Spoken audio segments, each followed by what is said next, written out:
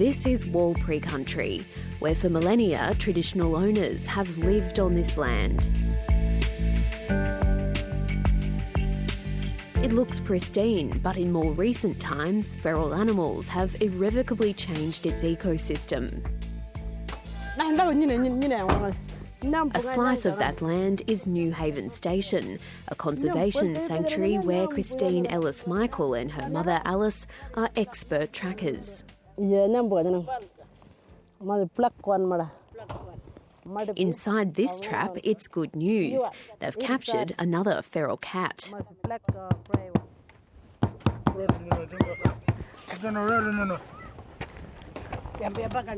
We got now 43 cats in this month, last month and this month. The feral animals have proved an unbeatable predator against the region's small mammals. But now there's a cat-proof fence that lead scientist Dr. John Konoski says is a lifeline for native species. There's about 10 to 20 species that will only survive in areas like we're establishing here at Newhaven. We're completely free of feral cats and foxes. The fence will protect animals like the rufous hair wallaby, which will become the first on a list of critically endangered species to be reintroduced to the central desert.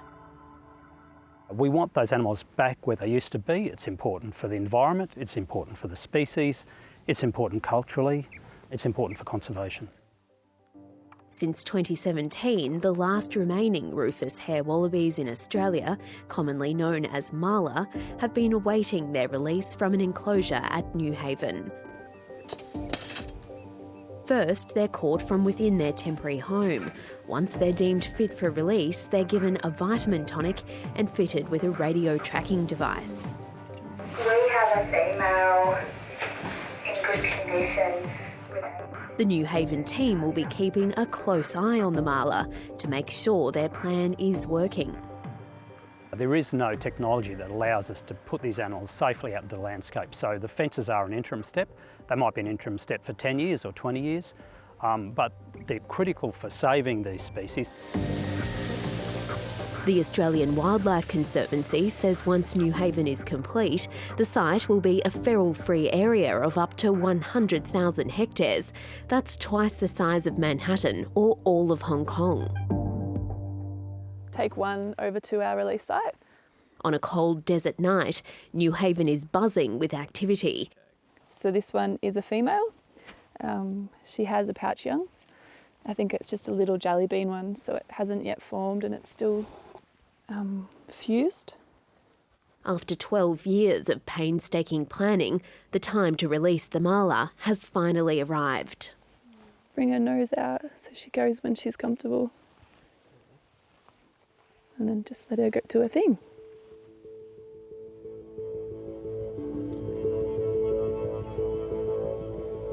One after the other, staff release 30 healthy adult marla into Newhaven's Spinifex sand plains. After a tentative few hops, the marla is on its way to repopulating a species many believed would be confined to history. That they'll actually be living in a space bigger than what their home range is. So in a sense, it's their return to the wild. Over the coming months, a further 9 nationally threatened mammal species will be returned to Newhaven, and a landscape on its way to resembling pre-European settlement. We're in a situation where the population can start to increase so significantly that we'll have numbers of this animal again in Australia that we haven't seen for decades.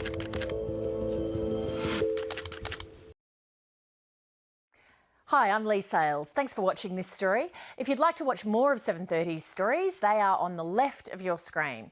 And tap on the button below to subscribe and get the latest from ABC News.